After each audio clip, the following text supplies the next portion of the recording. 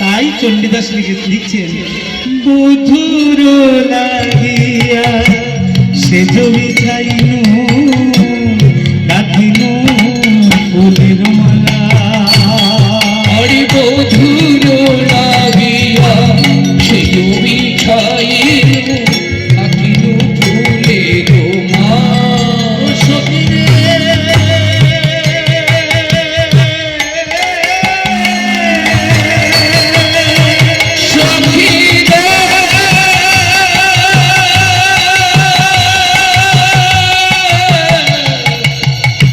সখী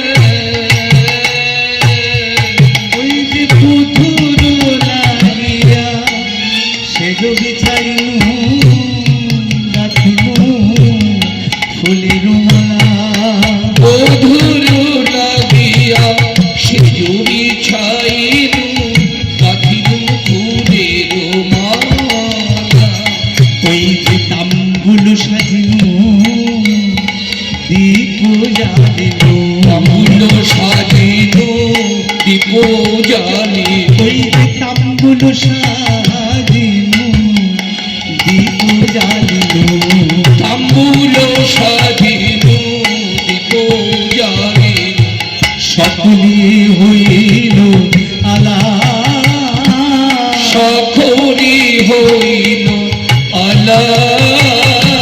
দেখার গলে দেব ফুলের মালা, কার গলে দেব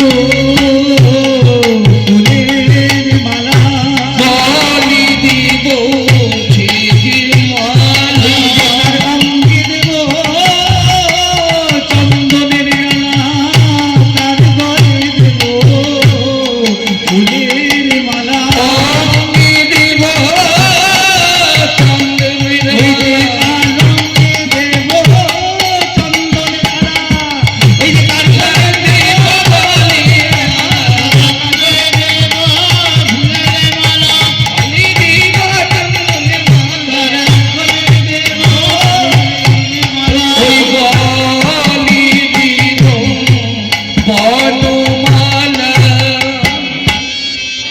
লাগিয়া সে জমি চাইনু গাঁথিনু ফুলের মালা। তাহলে চণ্ডীদাস দেখছেন ঘুমে ঢুলু ঢুলু আঁকি নিয়ে শ্রীকৃষ্ণ এসে অপরাধীর মতো ঢুকছেন। বৃন্দাদি বলছে, এই যে দাঁড়াও দাঁড়াও দাঁড়াও, আমরা তোমার রাধারানীর মতো নই। ললিতা বিশাখা দাঁড়িয়ে আছে, বলে এত রাত্রি কোথায় ছিলে তুমি, কোথায় ছিলে তুমি? সারা রাত্রির যে তোমার জন্য সব দিয়ে বসে আছে, তুমি তাকে কাঁদিয়ে রেখেছো? তুমি কোথায় ছিলে দাঙ্গর বলো? এই যে মান, অষ্ট প্রকারের মান হয়, সংক্ষেপে এইটুকু সময় করা যায় না। আমি তাও বলছি, রাধারানীকে বললো, সখীরা বললো, সখী তুই এত সহজে ছাড় দিবি, তুই মান কর। শোনো শোনো শোনো ধ্বনি, মান করো ধ্বনি, শোনো শোনো শোনো মান করি দিব। ওই যে শোনো শোনো কমলিনী, মান করো ধ্বনিরা, শোনো শোনো বিনোদিনী মান করি না। তুই মান কর। তখন রাধারানী বলছেন, না না আমি মান করতে পারবো না। বলে কেন মান করতে পারবি না? বলে যে বধূ আমার চক্ষুদান দিল। জানেন রাধারানী এরকম বলে এসেছিলেন যে আমি যখন জন্মের পর চোখ খুলবো, খুলেই যেন আমি প্রভুকে দেখতে পাই। অন্ধ হয়ে জন্মেছিলেন রাধারানী ইচ্ছা করে, যে আমি খুললে শ্রীকৃষ্ণকে দেখবো, আর কাউকে দেখবো না। সর্বক্ষণ কৃষ্ণ চিন্তা, যার জীবনে সমস্তটাই কৃষ্ণ। বলছে যে বধূ দিল চক্ষুদান আমার তার সঙ্গে মান সাজে না। বলে না ধনী, তুই মান কর। তুই যে এত সেই চন্দনবাসী হলো, ফুলবাসী হলো, এগুলো কি হবে? তোর তো মান, তোর তো কোনো মূল্য রইল না। রাধা বললেন, রায়ধনী বলছেন, ঠিক আছে মান করছি। মান তো করলেন বধুয়ার সাথে। বলছে শোন, তুই কিন্তু মাথা নিচু করে থাকবি, মাথা চোখ দিয়ে তাকাবি না ওর দিকে, যেই তাকাবি ভুলে যাবি, তাকালেই ভুলে যাবি, আর মান থাকবে না, কি তাই তো? তাকালে আর মান থাকে না, তাকাবি না, মাথাটা নিচু করে থাকবি, ঘোমটা দিয়ে থাকবি, বধূর দিকে তাকাবি না। আমরা দেখতে করি ওকে, শ্রীকৃষ্ণকে যার কন্যাই অপমানিত হতে হয়েছিল সেদিন, রাধারানী করে বসলেন আরেক কাণ্ড, দুর্জয় মান। দুর্জয় মান বলছেন আমি চোখের কালো মনি রাখবো না, ওটাও তো কালো, আমি কালো মেঘের দিকে তাকাবো না, ওটাও তো কালো, আমি যেখানে কৃষ্ণ যেখানে কালো আমি কিচ্ছু সেই জায়গায় যাব না, আমি এতটা মান করব। দুর্জয় মান করে ফেললেন শ্রীকৃষ্ণ। অনেক চেষ্টা করছেন, বৃন্দা বলছেন ঠিক আছে ঠিক আছে, শেষ অবধি বলছেন তুমি তাকে পায়ে ধরো, তার পায়ে ধরে ক্ষমা চাও, তাতেও রাধারানী মানছেন না।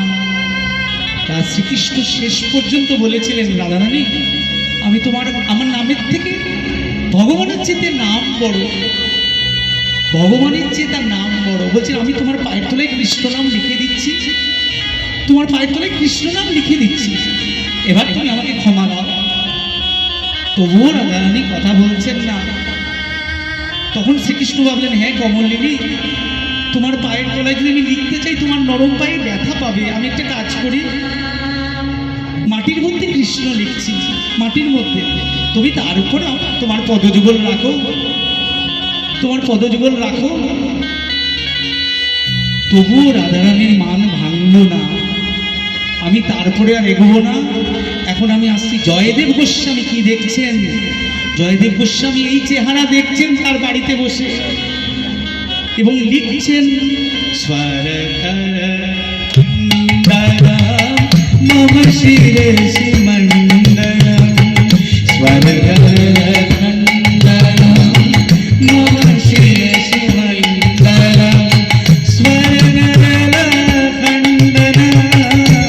মম শিরে মণ্ডলম স্বর্গখণ্ডলম মম শিরে।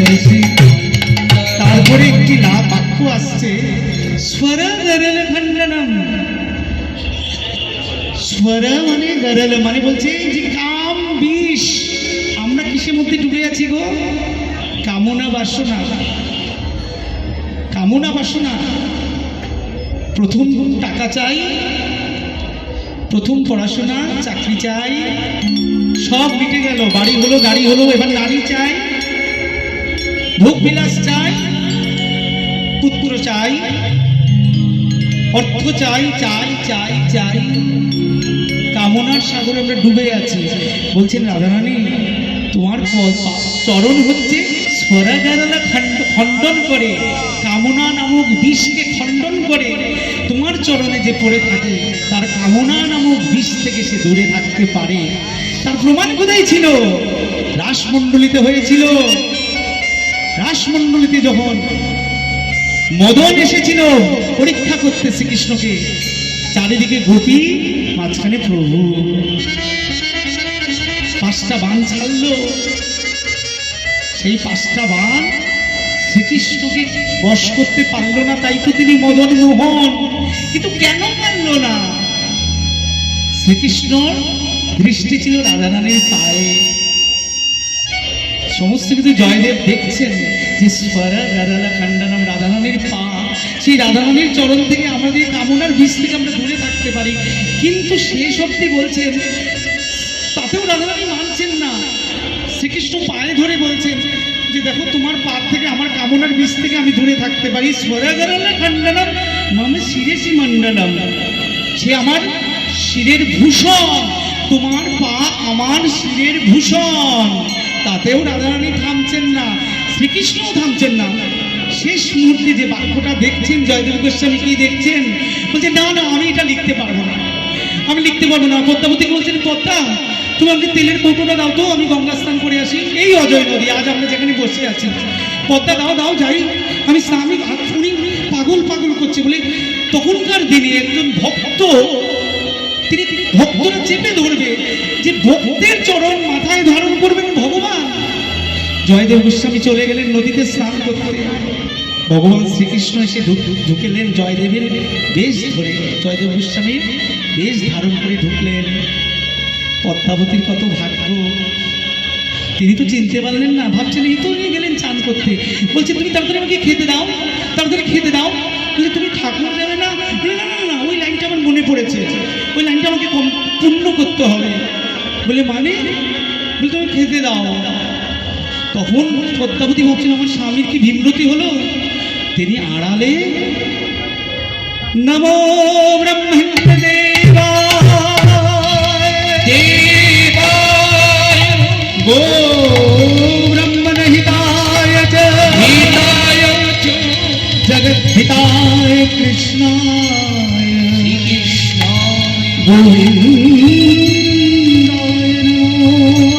গোবিন্দায়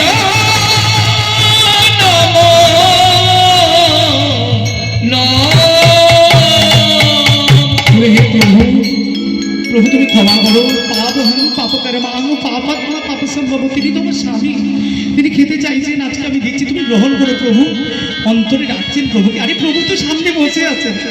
পদ্মাবতীর কি ভাগ্য বলুন তো, আমরা তো প্রতিদিন ঠাকুরকে দিই, ঠাকুর আসে আমাদের বাড়িতে, আসে বলুন।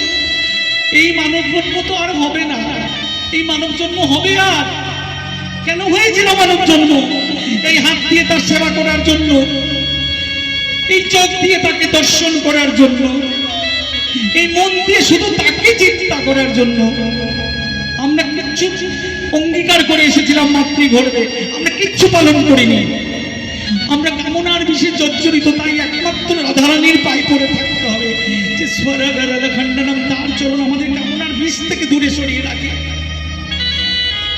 পদ্মাবতী ক্ষমা চাইছেন প্রভুর কাছে, প্রভু আমার স্বামীকে তুমি ক্ষমা করো। পদ্মাবতী তো আজ সেবা দিতে বসেছে, কতটুকু তার সতীত্ব, কতটুকু তার ভক্তি ছিল যে নারায়ণ স্বয়ং বসে আছেন। পদ্মাবতী দিলেন, অবশিষ্টটুকু পড়ে আছে। আগের দিনে তো স্বামীদের বেশি করে অন্ন দেয়া হতো, স্ত্রীরা তার অর্ধেকটা খেতেন বা যেটুকু থাকতো। এখন এইগুলো নেই, অনেক কিছুই পরিবর্তন হয়েছে, কলির প্রভাব। স্বামীর উচ্ছিষ্ট খেতেন স্ত্রীরা। পদ্মাবতী সেই প্রসাদ গ্রহণ করছেন। নারায়ণ চলে গেলেন গ্রন্থ মন্দিরে, দিয়ে তো শয়ন কক্ষে চলে গেলেন। একটু পরেই আরেকজন জয়দেব গোস্বামী আসছেন, এসে বললেন পদ্মা। বলছে হ্যাঁ হ্যাঁ, এক্ষুনি এলে? বলে না তো। বলে এই দেখো তেলের ঘটি আমার হাতে রয়েছে। বলে তাহলে এতক্ষণ সে কে ছিল? ছুটে গেলেন জয়দেব শয়ন মন্দিরে, গিয়ে দেখছেন অষ্টপদ্ম গন্ধ পাচ্ছেন নারায়ণের গায়ে, অষ্টপদ্ম থাকে। ভক্ত চেনা যায় মরণে, আর কৃষ্ণ চেনা যায় চরণে। ধ্বজ বজ্রাঙ্কুশ চিহ্ন তাদের ঘরে পড়ে আছে। মরণকালে কেউ যদি হরিনাম নিয়ে মৃত্যু হয়, যেমন হয়েছিল হরিদাস, ভক্ত হরিদাস, বৈষ্ণব কুলমণি, বৈষ্ণব ছিল। আমাদের ভাগ্যে তা হবে না, আমাদের ভাগ্যে সেটা হবে না। আমরা সেই কাজ করিনি এখন। হয়তো কোনো ভক্ত এখানে হয়তো তিনি আছেন, বা কোনো সেই ভক্ত আছেন, আমি তাকে চিনি না। এই রজটা পাওয়ার জন্যই তো এখানে আসছি। তিনি সেই অষ্ট পদ্মের গন্ধ পাচ্ছেন। জয়দেব বুঝে গেলেন, লক্ষ্য হয়ে পড়লেন পদ্মা দেবীর পায়ে। বললেন পদ্মাবতী তুমি আমার স্ত্রী নও, তুমি যেটা করতে পেরেছো আমি তো পারলাম না। পদ্মা, তুমি নারায়ণের উচ্ছিষ্ট গ্রহণ করেছো, তাকে তুমি সেবা দিয়েছো, আমি তো তাকে দর্শন পেলাম না। তখন কি গ্রন্থ মন্দিরে খুলে দেখছেন, দেহি পদপল্লব মুদার, দেহি পদপল্লব মুদার, দেহি পদপল্লব মুদার, দেহি পদপল্লব মুদার।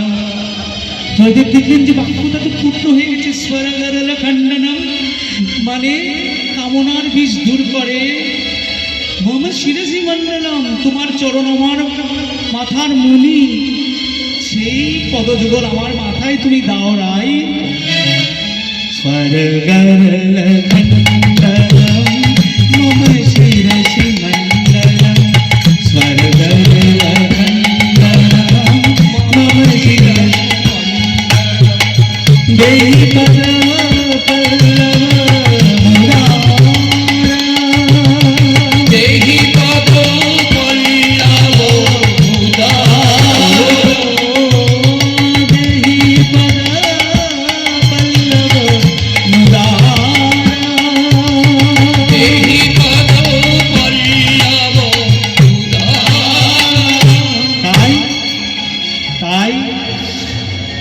জয়দেব ভাবলেন যে আজকে থেকে আমি আর পিছিয়ে যাব না।